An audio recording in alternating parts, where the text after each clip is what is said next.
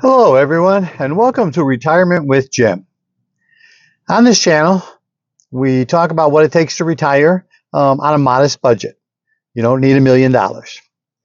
So if you like my content, please consider hitting the like and subscribe button, and as well as sharing. If you want to add some comments, please feel free to do so. Happy to hear from you.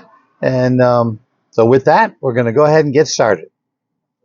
So today, thinking about Sunday night when you have to go to work the next day. Now, in my case, I spent the last decade working Friday, Saturday, and Sunday. So in my case, it was Thursday. Thursday, I'd be like, oh, I'm already thinking about, what I got to do on the next day on Friday going to work. So, it's one of those things that is like impossible for us to get away from.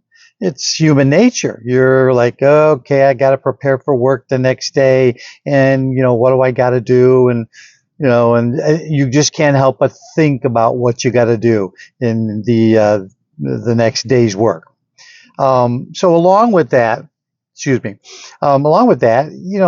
adds a certain amount of stress, a certain amount of uncomfortableness that comes to the end of your weekend.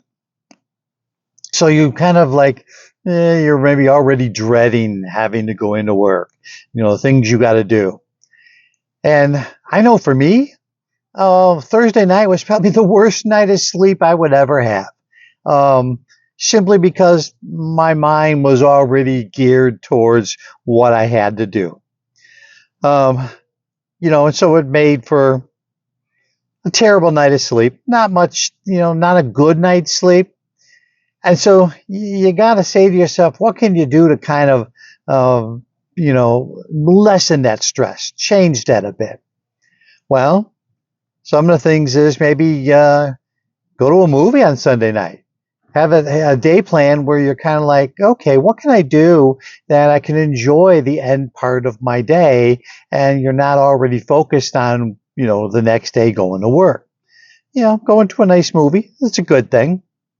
Maybe going out to a nice dinner, with your significant other. Maybe have a cocktail or two, although I caution you, don't have too much. You don't want to affect the next day feeling kind of crappy and maybe slightly hungover. So, keep alcohol in moderation. Sometimes it does help to be able to help that ability to sleep, but you can have a tendency to overdo it. So keep that in mind. There are things you can think about. Okay, if you like the people you work with and enjoy the people who you work with, you can kind of maybe focus on some of that. Oh, I have this tomorrow. I'll see, some of my coworkers and the people who you enjoy spending time with. So there are ways to put a more positive spin on it to reduce the stress of that. I can tell you now that I have retired. Oh, it's great not having to think about going to work the next day, not having to go to work any day. And I didn't realize how much that really did affect me until, of course, I retired and it all went away. So you gotta find some ways to change that focus.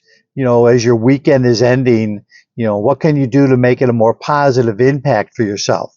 So give yourself some activities and some things to do that will, and maybe some things that you go out and from a standpoint of making yourself tired so you can sleep better. Well, maybe some physical activity. Enjoying something that really kind of maybe wears you out on Sunday night, so you get a good night's sleep.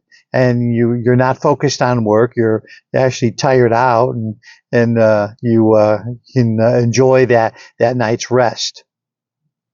Things that will take your mind off of what you have to do the next day.